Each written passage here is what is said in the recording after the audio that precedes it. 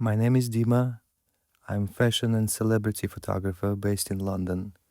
I've shot for Vogue China, Harper's Bazaar UK, Harper's Bazaar Germany, Numero Paris, Wallpaper UK, Interview US, Portrait Magazine, and many more. Before that, I spent 3 years on set with Steven Meisel, mostly as his lighting director. This channel is called One Frame Deep. Every video is one image taken apart. Every light, every lens decision, every moment I nearly went a different direction entirely. This is the first one. One frame. Every decision that made it.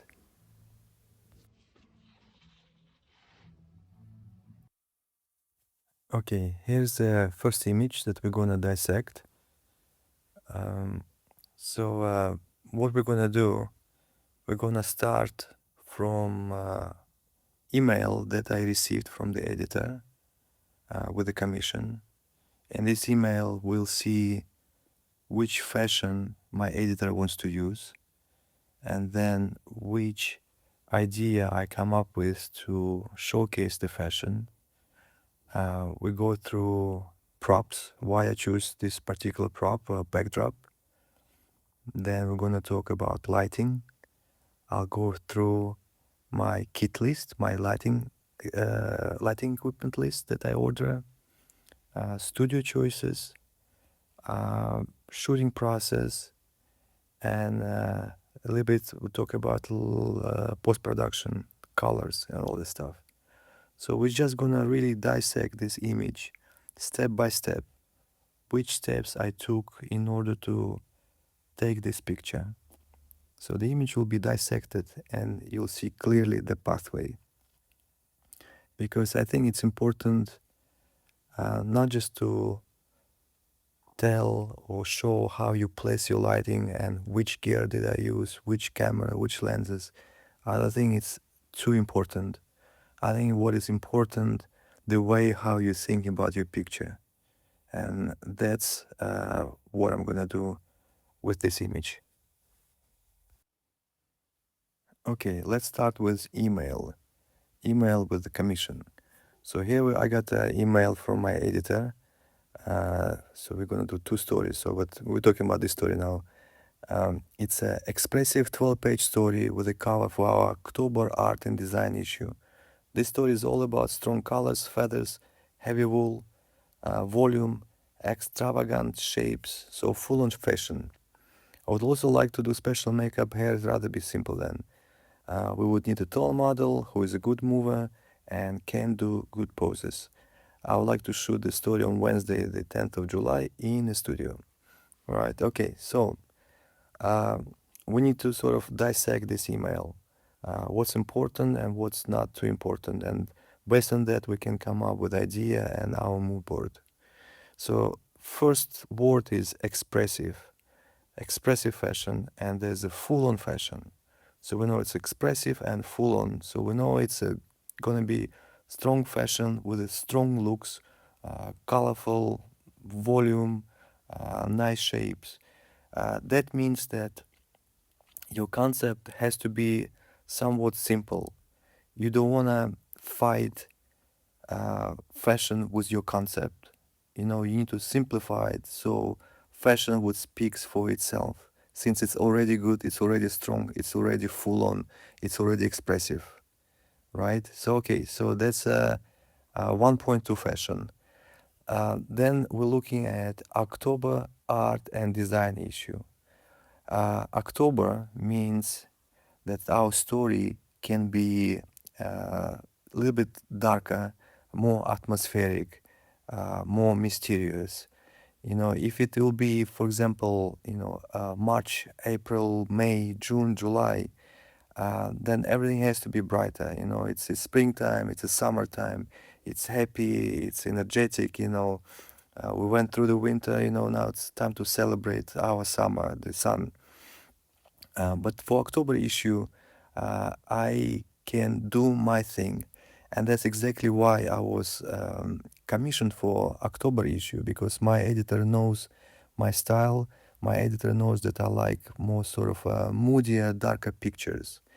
All right, so October means a bit darker, and then it's an art and design issue. So it can be too simple, right? Because it's art and design issue. So we need to do something to elevate our story, elevate our story to make it interesting, but not overcomplicated. So start fighting or competing with the strong fashion looks, right? So that's our email, right? Expressive, full on fashion, good. October art and design issue, good. The makeup hair is like an how tall model needs to be. It's we don't need to worry about that now. First we need to build our concept based on expressive, full on fashion, October art and design issue. So that's like our scale. One side is a strong fashion, the other side we have to counterbalance it with interesting but simple enough concept. So here we go. Okay, so let's look at the fashion that we're gonna shoot. So here are fashion references of looks that editor will be pulling for our shoot. So first thing we can look at the colors, and we can look at the fashion itself, and you can tell it's gonna be fun to shoot it. All pieces are very interesting, and I just cannot wait to shoot them. Now we need to see how we're gonna shoot it. So what's the idea gonna be? And as you can see, uh, about half of the looks would look great in motion, in some kind of movement, like this one, for example. You want model to move. It's gonna look interesting, and you'll have interesting frames from one single look. The other part and the other 50% of the looks may be not that great for movement, right? So it's a story. When you're shooting a story, it's not a single image. Everything has to be coherent, right? So how we gonna cross that bridge? If you have a half of the story, half of the looks won't be great for movement, and half will be great for movement. What you gonna do about it? So what we're gonna do is just we're gonna split the story in half, and we shoot half of the looks that are good for movement. Uh, we're gonna model, move, and half of it she's just gonna pose, right? And then when you do layout, the story is usually like 12, 14, 16 pages, like in a cover, right? So in a layout, you can place one movement, image with a movement, the opposite of image that is more static. And you do this for a few pages, and you have nice coherent story with the 2 points of view in the same story. It's gonna look interesting, it's gonna look dynamic, and it'll be easier for editors and art directors to do layout uh, in the magazine. So yeah, so we're gonna take this route. We're gonna split 50-50. Half of it will be dynamic, and half of the story will be more static. Here we go. Okay, so based on fashion, let's do fun part first. Let's do movement first, something dynamic. So I pulled some references that I wanted to use for my shoot. It's from this New York-based photographer, Ryan McGinley, great photographer, art photographer. So I remember this story when it just came out. It kind of blew me away. It's just something you won't be able to do now, because model Agnes Dean, she was jumping off of buildings and landing like on a stretch, like stretch fabric. Because I know that because she worked with Steven Meisel after, and I was asking her about this shoot, and she said that she actually got some bruises from landing. So yeah, it just looks so great, so real. Um, so it would be interesting to have model jump maybe against the backdrop with the cityscape, right? So that's a part of the idea. And the other part, sort of same idea, model jumping, falling, but against the sky. So we need to look for backdrop with the sky painted on it, you know? So it's sort of like a same world, but if you want to go like a cityscape, you know, we'll go here. If you want to more a little bit cleaner, then we can use backdrop with the sky on it. So I sent both of these ideas to editor, and my editor, she decided that it would look better for the story if we have a sky as a backdrop, right? So that's what we need to do. We need to look for the backdrop with the sky, and I'll guide you through the process after. So this is one part of the story. The second part of the story, so we want something simple, but you know, still interesting, not too simple. And you know, in general, personally, I don't like when my model stands on the floor. I always tend to use some sort of deck or platform. And I found these references by like, you know, really good photographer. I'm a big fan of his. And you know, his model standing on a plinth. And so that's a great idea, you know, like the model is elevated and it's almost like a statue, like a museum piece, you know, with an interesting fashion. She can really create shape and be somewhat dynamic as well without jumping too much, right? So that's what we're gonna do. We're gonna have a plinth. We're gonna have some colorful backdrop, and we're gonna pose model on it, you know, and see what happens. So now we have two parts of our story. We have our quieter part, you know, with less movement on the plinth against the backdrop, and we're gonna have more dynamic part of our story where model gonna jump on trampoline. We're gonna get a trampoline, and she gonna jump up front of painted sky backdrop, you know. So now we need to find the backdrop, and we need to find the plinth, and let's do it. Okay, now let's look at backdrop. So I found this backdrop with the painted clouds, and it's actually gray clouds, gray sky, which I thought would be perfect for our story. Because if the clouds and sky are colorful, the colors might start fighting against colors of the fashion looks, which we don't want. Also, colorful sky clouds backdrop tend to look fake, right? Not in a good way. It doesn't look like you're outside, so you know exactly that you're trying to faking it. And um, I want to shoot darker, right? I want my picture to look moodier. So the colorful, happy, colorful sky clouds not gonna work well for my picture. So the fact that I found clouds painted in gray, it just will be perfect. Uh, if you want some color, you can add sort of hue. You know, you can shift the color in the capture when you're capturing pictures or in post production in Photoshop. You can give it a little bit of color, but because it's gray, it's gonna be very easy to shift, and it will be very smooth. So perfect, gray sky. That's exactly what we need. Um, the size of the backdrop is 15 feet by 12 feet. 12 feet height is more than enough because we don't need a sweep when the backdrop is on the floor. We want it to be just as a background because our model will be jumping on a trampoline. So once she jumps, she'll be right up front of the backdrop, and 12 feet is, you know, I haven't worked with a 12 feet tall model, so we'll be fine. Okay, now let's talk about lighting for that picture.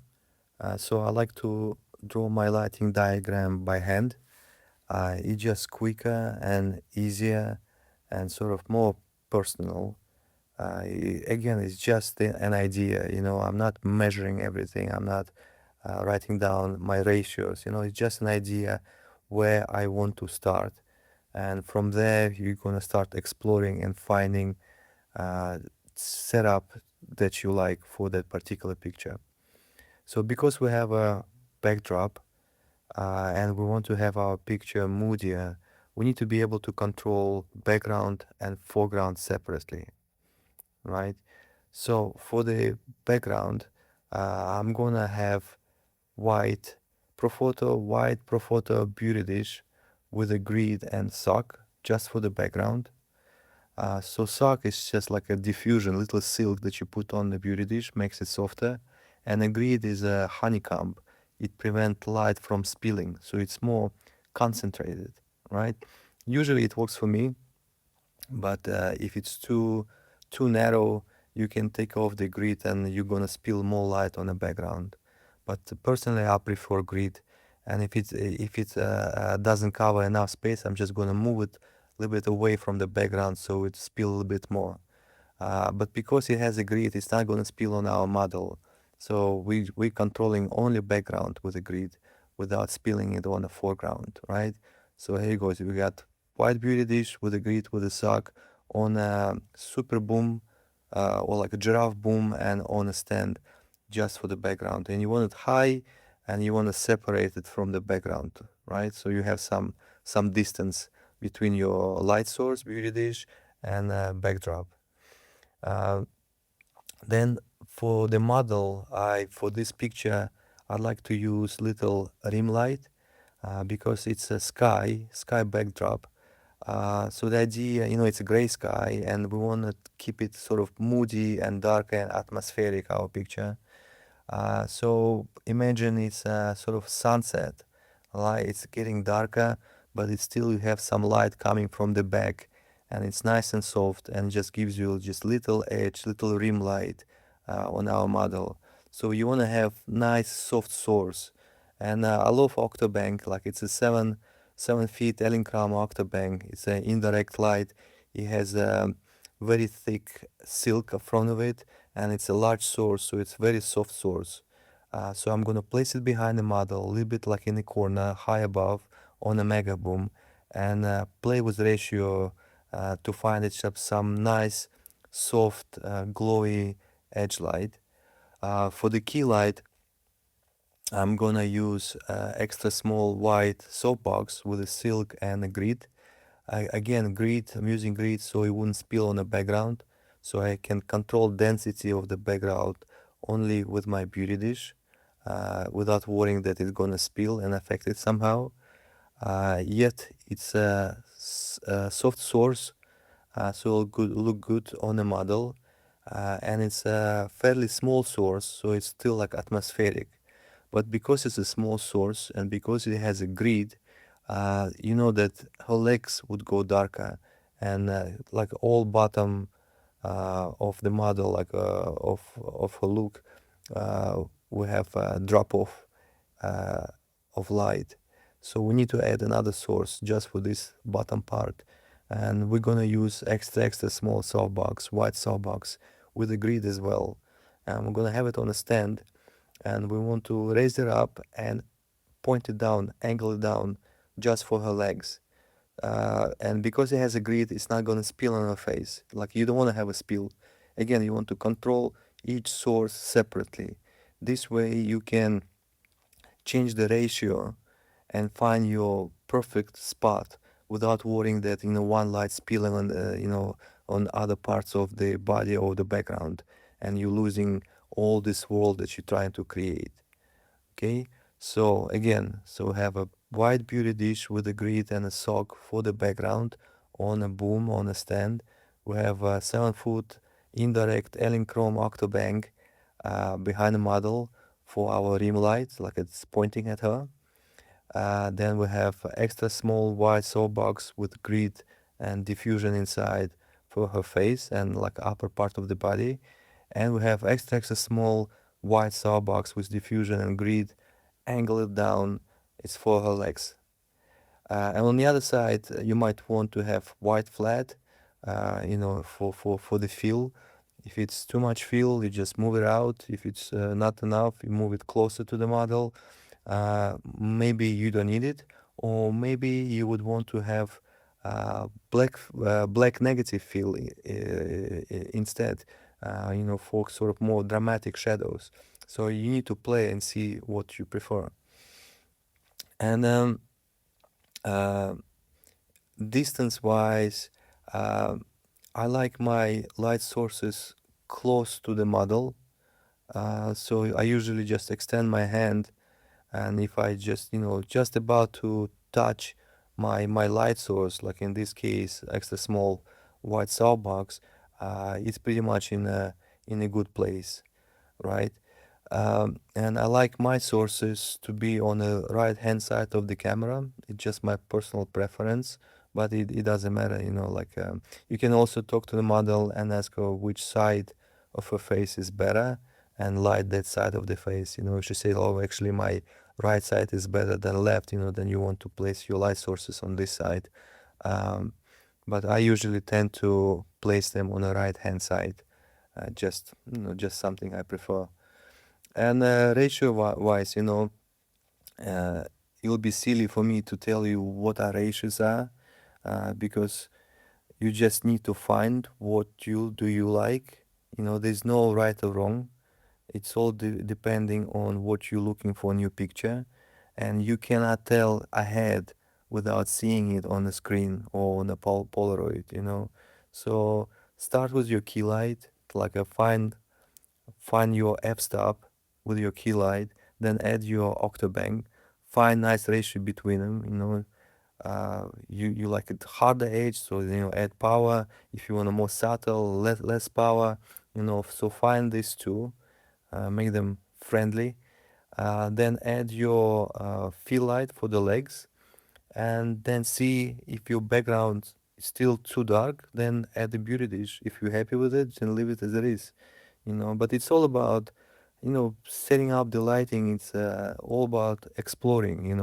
You have idea to start with, and then you just, tweak it. You need to tweak, you need to move some lights. Maybe this one needs to be more frontal, or it needs to go a little bit higher.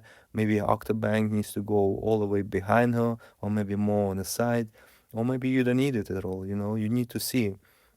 It's all about exploration, and that's the fun about lighting. There's no right or wrong. I don't like those videos that telling you, oh, you're not placing your light correctly. That's how you have to place it. There's no right and wrong. You have to explore, you have to play, and that's the best part of photography. Just find it. It's you are in the dark. You come in with your idea. Just play with it, play and find it what you like, and stick with it for some time. So that's little diagram. Hope it's helpful. I'm using Profoto. Always been using Profoto. I prefer flashes in general. I use continuous light as well. But for this one, just because she's gonna be jumping on trampoline, so it makes more sense to use flashes. And flashes, they have a lot of light shaping tools, harder, softer sources, smaller grids, all this stuff that allows you control light better. And I like to control my light. Um, yeah, here you have it. That's little lighting diagram for this picture. Now let's go to Capture One. Here we go. So Capture One is a software that allows you capture images. It's similar to Lightroom, but most of the professionals using Capture One, I would say, like 95% using Capture One. So here's a raw image. Right, so we have our model jumping on trampoline against the backdrop, right? And this is our fourth shot in the story. So already shot 3 pictures where model was jumping on trampoline. I was just capturing her. So it's becoming too repetitive. So we want to mix it up and come up with some other ideas what you can do. So I had the idea, right? So what if I'll flip the screen and pretend that she's actually not jumping, but she's falling down, from this side down there. So I ask her to pose this way. Keep that in mind, that she's actually falling. Keep it in mind and try to make a body shape as if she's falling down.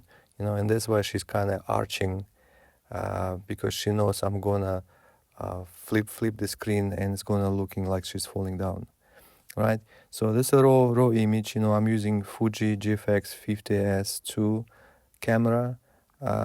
It's a 100mm lens. My zoom lens at a 100mm f8, 1/25th of the second, ISO 400, and everything is zeros in a raw image.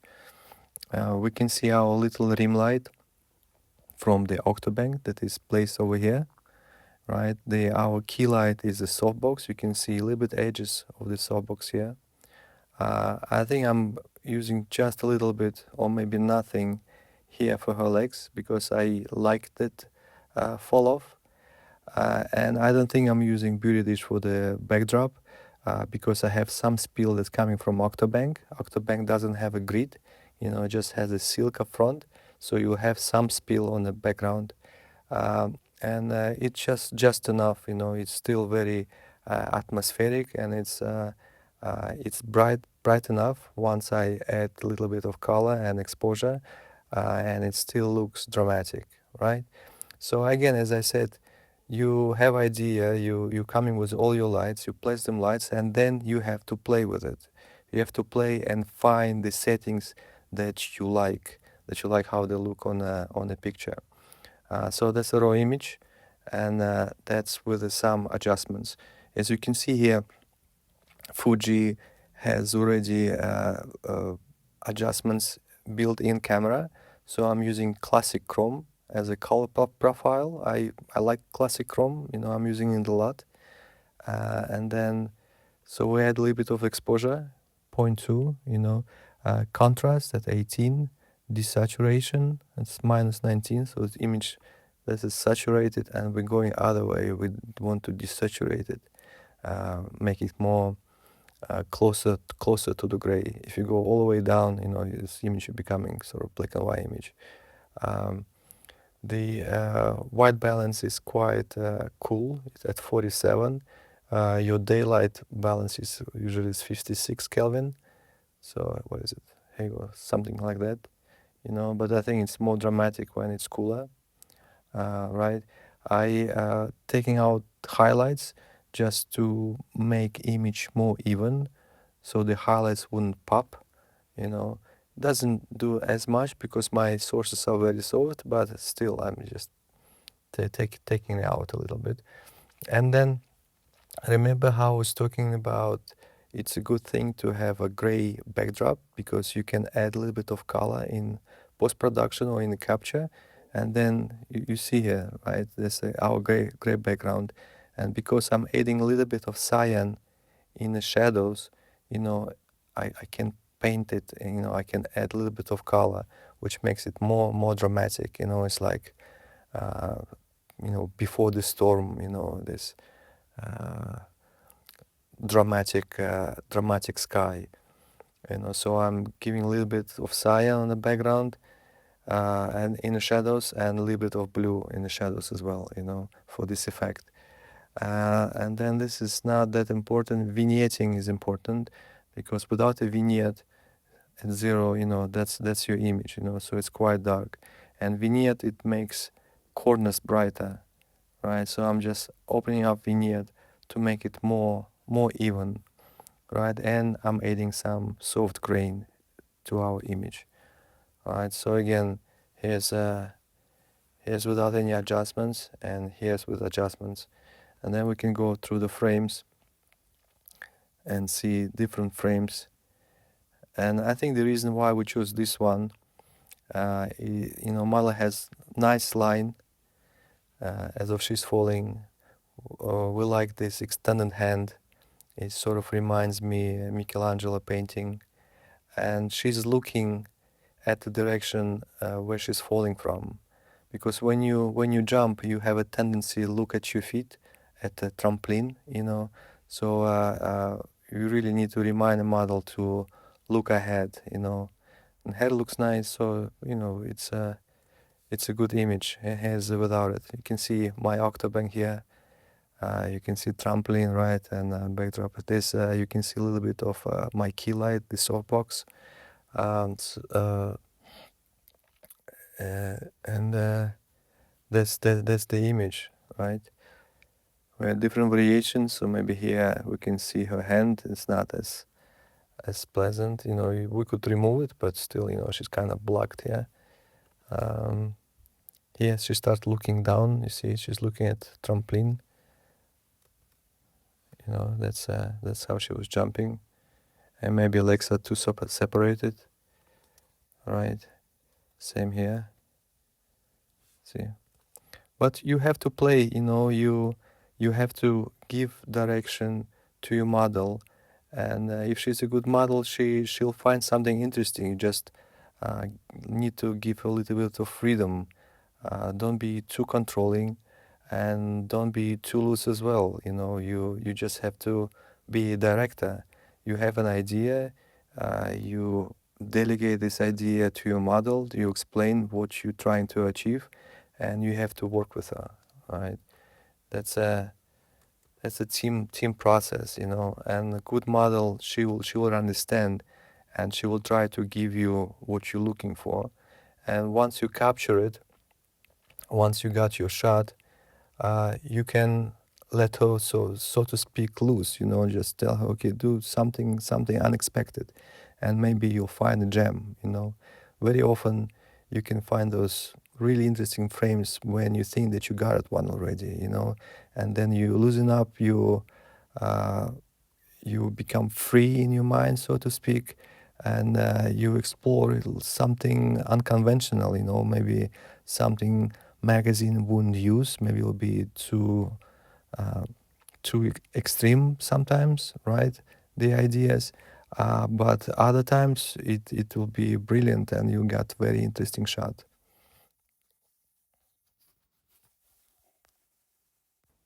And so here's our final story. That was my first shot. Again, we can see this nice rim light, our key light, with the nice shadows on the other side. Uh, there's probably more of the small softbox for her legs. The background is controlled. It has a little bit of color because we added in a capture.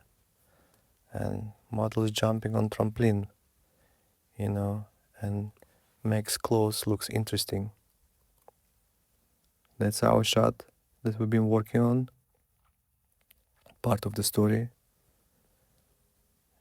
You know, again, we changed a little bit of color here.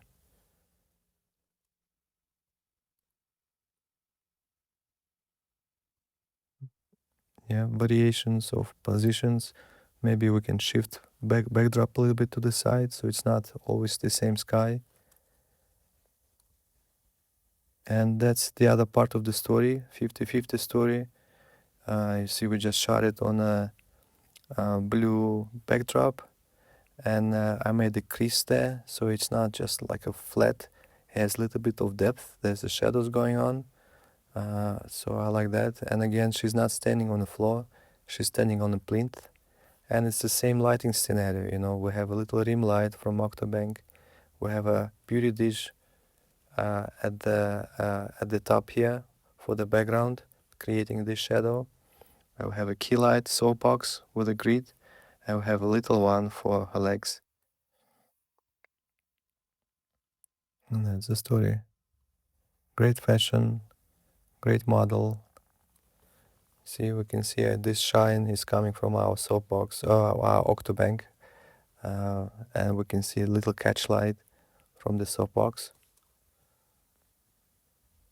Again, here you can see we changed the position of seamless paper. We just shifted a little bit, so we have a different creases, different shadows, but it's not flat. It has a depth because of that. You know, in a story, you always want to go close as well, do sort of beauty shot, little portrait, you know. And the hair, like, you know, we just flip the plinth. Instead of standing on the plinth, she's sitting on it. Just little variation. That's how it looks in black and white.